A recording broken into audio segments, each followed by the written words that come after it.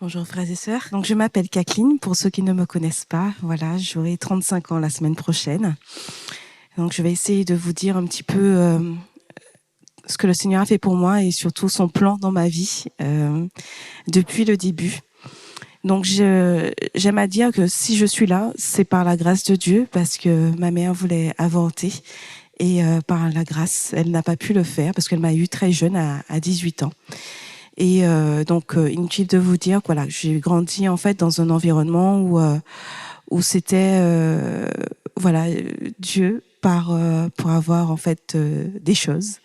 Dieu en fait qu'on connaissait de façon très lointaine, mais je ne vivais pas de Dieu, ma famille ne vivait pas de Dieu. On a parlé de cela en fait tout à l'heure dans la dizaine, je crois. On n'était pas habité en fait par Dieu. Et je grandis comme ça au point où voilà, je fais mes sacrements, mais sans comprendre l'importance, sans qu'on me l'explique aussi dans le foyer familial. Et je pense que le Seigneur, à mon baptême, a mis quelque chose en fait qui fait que je peux distinguer qui il est sans le connaître. Et c'est comme ça qu'à l'âge de 11 ans, sans le connaître, je lui dis en fait, je lui parle, je lui dis voilà, je t'offre en fait ma virginité. Je sais que c'est précieux, donc je t'offre ma virginité jusqu'à l'âge de 18 ans. Et je lui parle et je lui dis ça. Donc ça a été le premier contact avec le Seigneur, ce Seigneur que je ne connais pas, mais au fond de mon cœur, j'ai la conviction qu'il existe. Donc c'est un peu paradoxal, mais c'est comme ça, je pense que c'est ce qu'il a gravé dans mon cœur à mon baptême. Et à l'âge de 14 ans, voilà, mon père décède tragiquement, et là ma vie bascule où je vais être arrachée de ma maman, je vais vivre avec ma grand-mère, bref. Et je fais des rencontres, je pense de mauvaises rencontres qui m'ont amené à toucher à des sciences occultes, dans le sens où voilà, j'ai assisté à une cérémonie en fait occulte où j'ai fait un mariage spirituel avec le diable. Et là, j'ai dit clairement, sans savoir en fait où j'allais, parce que j'ai fait confiance à ma copine et sa mère et sa grand-mère. D'ailleurs, ça s'est passé chez sa grand-mère. Donc, vous voyez, dans un environnement de confiance, j'ai donné un oui au lieu de donner un oui à Dieu, j'ai donné un oui en fait au diable à ce moment-là, inconsciemment. Et là, ma vie a commencé avec ce oui, avec le diable. J'ai commencé à avoir des angoisses. J'ai commencé à avoir des problèmes spirituels. Quand je parle de problèmes spirituels, c'est que le diable a commencé à venir m'embêter, voilà, chez moi. Et je comprenais pas. Je commençais à avoir aussi des difficultés à l'école, notamment parce que je suis partie faire des études en métropole, des études de droit, et il faut apprendre beaucoup. Et j'arrivais rien à retenir, etc. Puisque parallèlement à cela aussi, parce que le diable, dès que vous lui ouvrez une petite porte, ben, il s'incruste. Hein, et le mec, il a été invité, donc il s'incruste. Et j'ai touché aussi à la voyance avec ma grand-mère qui ne savait pas en fait ce que c'était. Donc voilà, j'ai touché à la voyance. Et donc arrivé en métropole, donc je continuais toujours la voyance et j'avais ce mal-être que je ne pouvais définir, et parce que personne ne m'avait dit en fait que la voyance c'était pas bien, personne ne m'avait dit que les lignes de la main, parce que j'ai touché à cela aussi, les lignes de la main c'était pas bien, personne ne m'avait dit que la cérémonie occulte où j'ai été c'était pas bien, parce que j'étais avec ma copine, sa maman, son frère, hein, enfin bref, toute la famille, sa grand-mère, donc personne ne m'avait rien dit, jusqu'au jour où je fais une tentative de suicide dans mon appart, puisque à force de ne pas retenir, donc j'échoue ma première année de droit, j'échoue également la première partie de ma deuxième année, puisque j'ai pu passer après, bref, et tout ça pour dire que il fallait que je quitte la métropole parce que ma bourse m'a été enlevée. Et c'est un arrachement pour moi, c'est un arrachement parce que je me dis mais qu'est-ce que les gens vont penser, encore le regard de l'autre en fait dans ma vie, qu'est-ce que les gens vont penser, tu peux en faire des études, ta mère te paye des études, tu n'as rien, tu reviens sans diplôme, etc. Et je fais cette tentative de suicide et je dis au Seigneur, je crie encore vers cette même personne qu'à l'âge de 11 ans, que je ne connais pas, mais je sais dans mon cœur qu'il existe, c'est particulier. Je crie, je lui dis, voilà, si tu, même avec le doute, si tu existes, fais quelque chose maintenant parce que je vais me tuer. Donc, tu fais quelque chose. Donc, à minuit, il a fait quelque chose. À minuit, il a fait en sorte que ma voisine, qui ne sonne jamais à ma porte, sonne à ma porte à minuit avec insistance pendant que je fais cet acte. Et c'est de là que le Seigneur m'a extirpé de ces ténèbres-là et a écouté ma prière. Un pauvre cri, en fait, c'est le Seigneur entend. Et il a écouté ma prière et depuis ce jour, il- alors je pense qu'il ne m'a jamais lâché, mais en tout cas, sa présence a été palpable dans ma vie depuis ce jour-là. Et forcément, après cela, mon retour à la Martinique, je passe par Paris et je rencontre voilà un jeune qui me montre mon péché. Le Seigneur passe à travers lui pour me montrer mon péché. Parce que, comme je vous disais, personne ne m'avait jamais dit que ce que je faisais n'était pas à la gloire de Dieu. Et ce jeune, comme ça, parce que je vais dans un groupe de prière où j'avais été invitée par ma tante et j'ai accepté parce que du coup elle arrêtait pas de parler en fait et elle allait continuer donc comme j'avais envie qu'elle se taise donc j'ai accepté hein, et donc je vais dans ce groupe mais je pensais que c'était que pour les mamies voilà et je vois ce jeune là oui je vois ce jeune là qui j'étais surprise et il vient vers moi et pareil il me dit il commence à me parler et tout et il me demande en fait ma vie. Et là, je lui raconte comme ça, comme deux jeunes en fait peuvent parler, et puis il me regarde avec de grands yeux comme ça. Et, et du coup, je lui dis mais qu'est-ce qui t'arrive? Il me dit mais Kathleen, la voyance c'est pas la gloire de Dieu, mais Kathleen, les lignes de la main c'est pas la gloire de Dieu. Enfin, il me cite tout ça, mais je lui dis mais gars, mais personne ne m'a dit ça, personne ne m'avait jamais dit ça en fait. Et il me dit mais il faut que tu te confesses. Il me dit ah bon, mais il faut que je demande pardon. En fait, je découvre totalement. Et quand il m'a dit ça, j'ai ma grand-mère en tête. Je lui dis, mais elle aussi, si elle m'a emmené voir les voyances, c'est que personne ne lui avait dit ça. Et donc, je l'appelle en sortant de ce groupe. Je lui dis, mamie, il faut que tu ailles te confesser. Apparemment, c'est pas bon ce qu'on a fait et tout. Donc, le bracelet qui m'attend là en Martinique, jette-le, brûle-le, je sais pas. Mais parce qu'il y avait un voyant qui avait préparé, bref, un bracelet pour que je sois heureuse. Et donc voilà. Donc, c'est comme ça que du coup, je me réconciliais avec le Seigneur et qu'il continue en fait son chemin dans ma vie. Mais quand vous mettez la lumière sur le diable, c'est comme si en fait vous dormez et vous mettez la lumière. Donc forcément, c'est aveuglant. Et donc quand la lumière a été, le diable a commencé à se manifester et, et en fait, voilà, j'ai commencé enfin, j'ai continué en tout cas à avoir toujours ces manifestations, etc.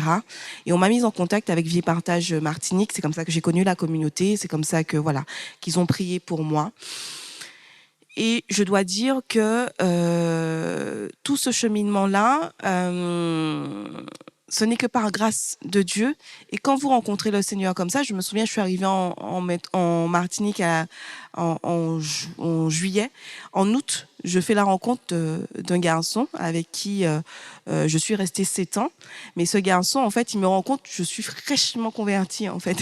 Puisque du coup, je le rencontre en août. Et en octobre, je fais ma première retraite. Et là, j'entends parler de chasteté, etc. Parce que je vous avais dit que j'avais dit au Seigneur jusqu'à 18 ans. Mais c'était jusqu'à 18 ans. C'était pas... voilà. Et donc, du coup, j'entends parler de chasteté. Et je dis, mais ah bon, ça non plus, on peut pas faire ça. Mais j'ai dit, Seigneur, je t'ai donné jusqu'à 18 ans. Pourquoi maintenant, je veux pas? Enfin, je viens de rencontrer le gars, je peux pas dire ça au gars. Et en fait, je lui ai dit, voilà, j'ai fait le choix de Dieu, donc je pourrais pas avoir de relation sexuelle avec toi. Donc le gars ne comprend rien, mais il accepte quand même assez rapidement. Et puis avec le recul, il me dit qu'il a accepté parce qu'il pensait que dans 6 mois, j'allais changer d'avis et qu'il attendait les 6 mois. Et au bout de 6 mois, je change toujours pas d'avis. Donc il s'est posé la question, est-ce que je reste avec elle ou je me barre en courant? Et il est resté, mais on s'est battu, enfin, j'ai envie de dire, c'est un athée. Alors, je sais pas où il en est aujourd'hui dans sa foi, mais c'est un athée. Il a accepté pour moi. Il n'a pas accepté pour Dieu la chasteté, il a accepté pour moi. Et c'est ça la différence. Donc, je me battais seule, en fait, dans la baraque, et c'était hyper difficile parce que j'étais jeune convertie et je pense que j'étais très maladroite avec lui parce que je voulais qu'il croie comme moi. Je voulais en fait qu'il accepte la chasteté comme moi. Je voulais en fait que le mec vienne à la messe comme moi. Mais le mec n'a pas rencontré le Christ. Donc comment tu veux que tu lui demandes tout ça? Il n'a pas rencontré le Christ. Donc franchement, d'ailleurs, je lui ai fait une lettre de pardon il y a 2 ans à la retraite, 2 ou 3 ans à la retraite de jeûne alimentaire, parce que je me suis rendu compte qu'on peut blesser quelqu'un parce que on est jeune converti, on sait pas trop et on a envie que tout le monde soit dans la même barque que nous, mais si la personne n'est pas prête, enfin ça fait des dégâts. En tout cas pour lui, ça a fait des dégâts et ça a fait des dégâts au point où un jour en fait, j'étais tellement saoulée par rapport à cette chasteté que moi je lui imposais. J'ai dit au Seigneur, ok, ça fait 7 ans qu'on est ensemble, là c'est bon, je vais lui donner ma virginité, enfin clairement. Donc je prends ma voiture, je vais chez lui, je lui dis ok, c'est bon, je te la donne, vas-y. Enfin ça fait 7 ans qu'on est ensemble, donc et lui, il m'a pas repoussé, il a accepté. Et je ne sais pas où j'ai trouvé la force, frères et sœurs, de crier quand il a commencé à me toucher un nom de toutes mes tripes. C'est pas moi qui disais ce nom-là parce que du coup, j'étais en mode léthargie et en mode fais ce que tu veux quoi de moi. Et il m'a donné ce nom-là. J'ai crié ce nom-là, ce nom qui vient du ciel pour dire tu me touches plus. Et je suis partie de chez lui. Ça s'est passé en décembre 2013, en février 2014, le Seigneur m'a appelé à venir en métropole. En fait, c'est comme s'il m'avait en fait arraché de ça, arraché parce qu'il voyait que j'étais faible et que sans lui, en fait, je ne pouvais pas. Donc, je suis arrivée comme un cheveu sur la soupe en métropole. Et ça fait en fait 7 ans que je suis en métropole aujourd'hui, alors que j'étais venue avec juste une petite valise pour rester 3 semaines, hein, pour la petite anecdote. Donc le plan de Dieu dans ma vie, à chaque fois en fait, ça a été ça, où il m'emmenait dans des endroits où je ne savais pas où j'allais, où il me dépouillait et il me dit non, mon enfant, voilà, c'est mieux là. Et quand il voyait que j'y arrivais pas, il m'arrachait parce que du coup, c'était de moi-même, c'était trop dur, j'y arrivais pas. Bref, j'arrive en métropole et là, en fait, il y a un frère que je rencontre qui me dit Kathleen, pour revenir aux problèmes spirituels, tu as des problèmes spirituels, tout ça. Est-ce que tu as pensé à faire une retraite de jeûne alimentaire? Je lui dis mais qu'est-ce que tu me racontes, jeûne alimentaire où on mange pas? Et il me dit oui. Et il y en a une en fait en octobre. Est-ce que tu veux la faire, etc. Et je l'ai faite sous l'impulsion de ce frère là. Je l'ai faite et dans cette retraite de jeûne alimentaire, j'ai vécu un exorcisme, même 2, bref. Et on a une image de l'exorcisme qui est très effrayant, très spectaculaire, tout ce qu'on veut. Oui, ok, il y a eu tout ça, mais là, ce que je retiens, moi, et vraiment, ça a été aussi l'un des socles de ma conversion et du plan de Dieu dans ma vie, c'est que le Seigneur m'a invité ce jour-là, parce qu'il m'est apparu avec ses 2 mains tendues dans tous les tumultes de la prière de libération, d'exorcisme. Il m'est apparu avec ses 2 mains en me posant la question, toujours cette volonté, toujours en fait ce oui qu'il veut que je donne, toujours en étant respectueux en fait de qui je suis. Il m'a demandé, voilà Kathleen, veux-tu être sauvée? Et là, je comprenais pas cette question. En fait, j'ai eu un dialogue avec lui de cœur à cœur. Même si je vivais en fait cet exorcisme, c'est un dialogue où humainement vous le comprenez pas, mais je sais que c'était lui et enfin bref, on se parlait quoi. Et de cœur à cœur, je lui dis ben oui Seigneur, comme si c'est évident. Et il m'a dit, mais pour ce faire, j'ai besoin de ton oui. Et c'est comme ça que j'ai crié un oui du cœur au Seigneur pour lui dire, voilà, prends toute ma vie. En fait, c'est ce oui du cœur, c'est ça, prends toute ma vie. J'abdique, fais ce que tu veux de moi. Et en une fraction de seconde, en fait, j'ai senti physiquement que tous les démons partaient. J'ai senti aussi que les frères autour étaient soulagés parce que ça faisait un moment qu'ils priaient pour moi et que les démons ne partaient pas. Donc, avec un simple oui, c'est parti. Et c'est de là, en fait, que le Seigneur m'a demandé, par le prêtre exorciste, de vivre une vie sacramentelle. Donc, une vie, en fait, avec les sacrements et surtout de ne pas ouvrir de portes. Donc, quand on parle d'ouvrir de portes, ça veut dire, en fait, refaire ce que j'ai fait par le passé. Donc, ça veut dire retourner dans la voyance, retourner, en fait, aller dans des endroits où je suis polluée. Bref, tout ça, faire attention à mes fréquentations, etc., pour que je puisse pas retomber dans les travers dans lesquels j'étais. Et c'est comme ça que j'ai commencé à chaque instant à donner des oui au Seigneur, mais vraiment à chaque instant, frères et sœurs. Et le Seigneur, en fait, il me connaît mieux que personne et il sait que s'il me laisse seule, ça va être compliqué. Donc, c'est comme ça qu'il a mis des frères et sœurs autour de moi. Il m'a mis très rapidement au service, à son service, en me disant que je n'ai pas besoin de personnel administratif. J'ai besoin d'un enfant de Dieu au service. Et ça, c'est très particulier quand le Seigneur vous dit qu'il n'a pas besoin de personnel administratif. C'est parce que j'étais beaucoup au début dans l'activisme, mais sans le faire pour le Seigneur. Et donc, à chaque fois, j'essaie de prier pour ça, pour me recentrer, pour me dire, voilà, Seigneur, est-ce que là, effectivement, je fais les choses pour toi ou parce que, du coup, j'ai des facilités dans tel domaine. Et donc, il m'éduque, en fait, avec le service. Il m'éduque à chaque fois. Il m'éduque à mourir à moi. Et j'ai envie de vous dire qu'aujourd'hui, je suis dans une phase, puisque du coup, Fabrice disait, voilà, et nous dit, voilà, aujourd'hui, comment on vit. Et aujourd'hui, je suis dans une phase où je ne sais pas où je vais. Je sais toujours pas où je vais. Je suis comme Abraham, mais j'ai cette conviction que le Seigneur est là et qu'il me guide et qu'il a un plan. Même si humainement, tout ce que je vois ne va pas dans mon sens, mais j'ai cette conviction qu'il est là et qu'il ne m'abandonnera pas. Et dernièrement, j'ai discuté avec un frère qui a une parole en fait de connaissance pour moi en fait, et où le Seigneur lui disait de me dire prends patience ma fille, je t'aime. Et franchement, c'était une phrase vraiment réconfortante où, quelle que soit en fait la barque qui est agitée, il me demande de rester dedans et ne de pas fuir en fait cette barque agitée parce que du coup, à un moment donné, elle sera calme et que c'est par sa grâce. Voilà. Amen.